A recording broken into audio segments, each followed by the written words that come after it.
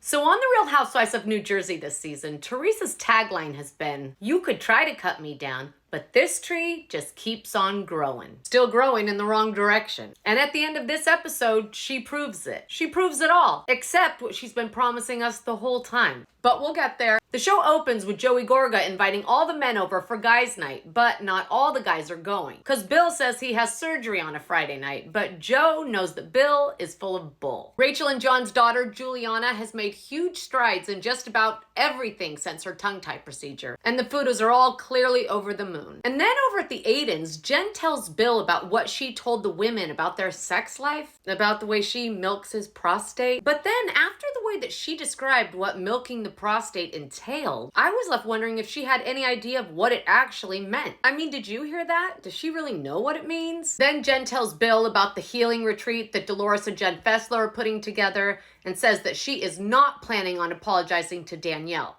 unless Danielle apologizes first. Then Dolores and Jen Fessler get together to go over their plans for that getaway with the girls. Who's sleeping where, how to avoid someone getting murdered. Then Dolores says, "I'm not saying it's gonna be all goombaya." Fessler says, "Did you say goombaya?" As Fessler drops dead laughing, she says, "I love these Italian girls." Then Margaret meets up with Messy Fessy for lunch to give her an update on Joe and his prostate problems. Then Fessy updates Marge on Teresa's group invitation to come over and listen to facts about Margaret. Actual court findings straight from the horse's mouth. That horse being Teresa's shady attorney, Jim Leonard. Marge cannot believe what she's hearing and goes on to say that Jim Leonard is as low as Teresa, that he lies incessantly, and that his office is next to a meth clinic in Atlantic City. Marge is disgusted by what she's hearing and asks Jen who else Teresa invited. And as soon as she finds out, picks up her phone and calls Dolores.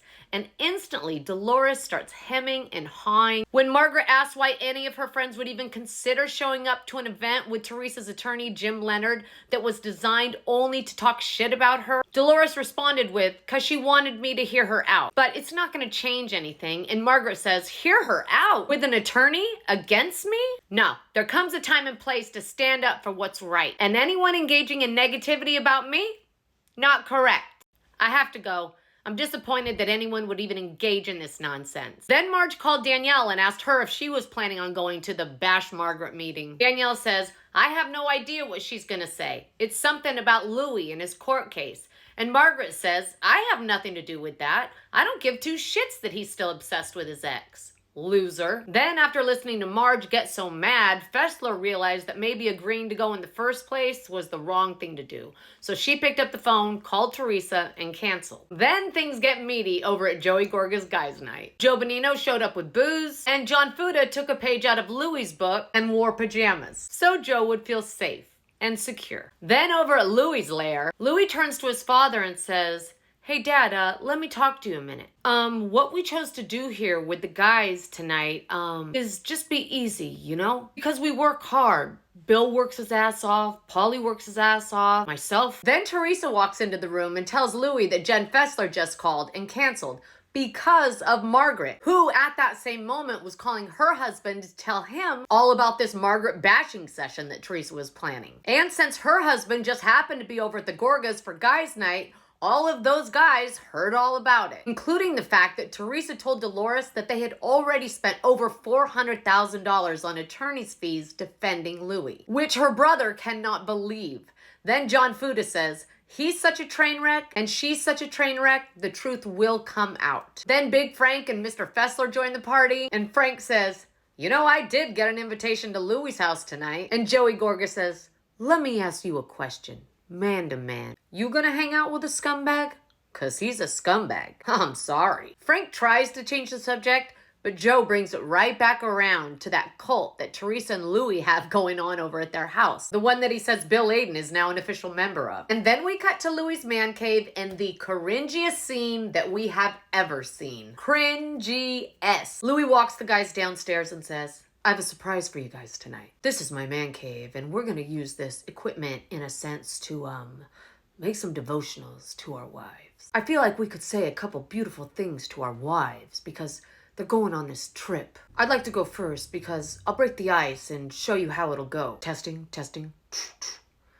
"Hey babe, this is your husband Louis. I want to take this moment to let you know that I I absolutely appreciate you and love you very, very much. I adore you. I admire you. I thank you for being such an amazing wife. I thank you for being such an amazing stepmother to my children. And I'm grateful for you.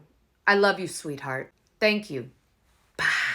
And then it's Bill's turn. And Bill says, my Jenny, oh baby, I love you. We used to give each other so much hugs and love. And Polly is cracking up. Then back at the Gorgas, Joey is reminiscing about his history with Louis and how many times he got screwed over by the guy. And makes special mention of the fact that now Louis 49 and in court with a restraining order. And that it's weird, and he's not wrong. Then the guys all start doing bone marrow shots. After that, they go to play poker, but before they can even get started, John Fuda is twitching out. His face is swelling, his eyes are watery and red, his throat is swelling up. Joe Benigno quickly realizes that he's going into anaphylactic shock. Meanwhile, the other guys don't even know what that means. The paramedics show up, they tell John that he has low oxygen. He says that's just because I'm Italian. In the end, John is fine, and the paramedics end up getting very well fed by Joe and his meat. And then it's the big day. The big meeting with the big secret about Marge. The moment that the whole world has been waiting for. Jim Leonard arrives looking like a wannabe godfather. Louis answers the door for him and they have this big embrace. They come inside and Jim talks about how much he loves this family and how much he's there for them. Then the ladies start to arrive, and while Teresa's hugging Jackie, Louis and Jim have another big embrace, saying to each other, it's gonna be a great day. Then they all sit down at the table and Jim says to everyone, I've been working with Teresa since before she went away, and she has been more stressed in the last few months than she was when I walked her into prison at 3 o'clock in the morning. He says there is a person from Louis' past who is affecting his current life. He can't say her name, but that sometime in 2021, they got information that said person was talking to Margaret. And that in November of 21, the lawyer repping Louis subpoenaed Margaret to come to court and answer questions about her relationship with Vanessa. But riddle me this, if they've known about Margaret and Vanessa's relationship since 2021, then why did they invite Margaret to their wedding in 2022? Then Teresa says, guys, this is gonna make your head spin. Louis not allowed to talk about her, and she's not allowed to talk about him. So she gets all of her information out through Margaret. And as she's telling the ladies that Margaret was behind all those crazy Louis videos that came out, the doorbell rings. She goes to answer it, and it's a condolences wreath addressed to her and Jim Leonard from Marge. And the message read, sorry for the loss of your dignity. So good. What did you think? Comment below and let me know.